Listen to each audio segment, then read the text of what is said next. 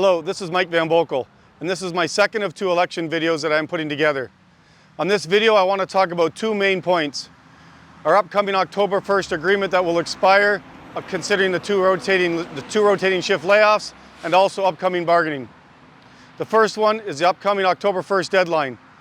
Right now, we have an agreement with the company to rotate shifts until October 1st, but we can't wait until September.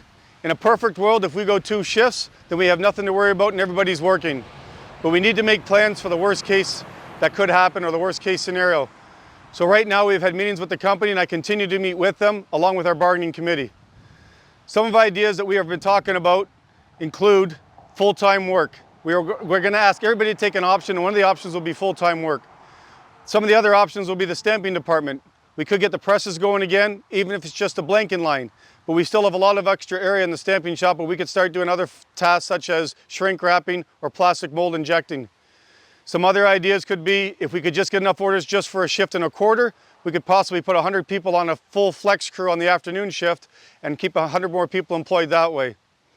Apprentices, we could possibly start 10 or 20 apprentices. If we could talk to the trades, find some trades willing to take apprenticeships, we could possibly eat up 10 or 20 more jobs that way. There's a lot of other issues too, in any particular order. We've had talks with GM about possibly expanding our plant in a very large way, which would take 2 or 3 years. But as we've seen Volkswagen, Stellantis, and just recently Honda announce, a lot of places are looking in Canada to expand battery plants to go right from raw materials. This could be a couple thousand jobs, and maybe it's a bit of a pipe dream, but it would be a couple of years down the road. But GM, very good chance, will be looking for a place to build an expanded battery plant. We've already got the most expensive part done, and it's just about to launch where we pack all the battery plants. Why not expand that area? We have a lot of other jobs, or a lot of other thoughts as well. An education leave. We've talked to the company about paying people, obviously less than 70%, but maybe we can entice people to go to school. Long-term leaves. We had 196 people sign up to take the 6-month layoff. I'm pretty sure it wouldn't be that hard to get 100 more people signed up to do that again. As I walked the floor over the last couple of weeks, one person had a very good idea that we didn't think about that we've added to our list as well.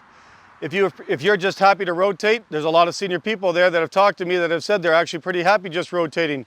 If you can find someone on the same team on the opposite shift, maybe we have 100 people like that in the plant, and there'd be another 100 people that could just be very happy to continue rotating and open up doors for the junior people. There's a lot of other jobs or a lot of other avenues that we are looking at as well, but the very simplest thing to do right now is just say we're going to purify. It's what the contract says. It would be by far the easiest thing to do, purify. But I have every intention of trying to find as many people as possible, if not the entire membership, to go over every single option. We need senior people to take some of these options, which means we need to make them the incentives very good.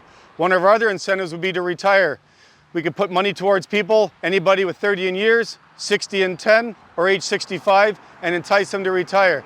I don't think it would be that big a stretch to get 150 people to retire, thus creating a lot more jobs for the junior members. But right now we are trying to get everybody to look at it, especially the senior members, to entice these options enough that they'll take some of these different options and open the doors for everybody to continue working. It's too easy just to say purify. And at some point, just to be very blunt, GM may come to us and say they're done with the rotating, and we may just have to go to that, and then we will go to the contract and we'll try and entice packages and get as many people to leave as possible to save as many jobs as we can. But right now, the harder job is to get in discussions with the company and find different ways and come up with options, as many options as possible. And right now we have 12 of them, to make as many jobs possible for as many people as our plant and give everybody, hopefully, longer-term job stability. The second thing I'd like to talk about is the upcoming bargaining talks in September. The Detroit 3 did a very good job on our hourly wages last fall. For production, the first year increase was 10%, and for trades it was close to 13%. However, our members have been through some very lean times over the past 4 years, and someone needs to answer for that. We gave GM exactly what they asked for with their fastest launch in history. However, sales haven't been there, parts issues have been there, and our members deserve something better. We've talked to GM already about possibly starting into the second year of a contract. That way production would start at 13% and trades over 15%. But it would answer some of the questions our members mostly need, and that's money. We've had some very tough years, so we need to address that. Some other items would be pensions. We're long overdue for pension increases for both DC and DB members. And we also have 4 pension groups, including former EMD members, who are looking for an adjustment in their credited service years.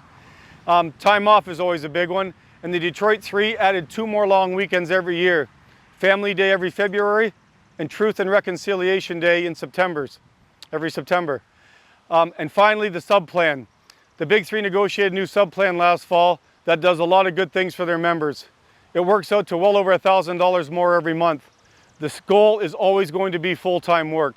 However, there's a much bigger penalty to GM for laying people off, and that's money, and that's the biggest thing our members need. The other big topic we need to talk about is benefits. Obviously, we need an increase right across the board on all benefits, but our 3 benefit reps have also come up with some very good ideas. They are looking at a flex plan, where with a flex plan, we would retain all our current benefits, but we'd also open up and people would have some options depending on their family needs at that time. It's a very good idea and very well worth exploring.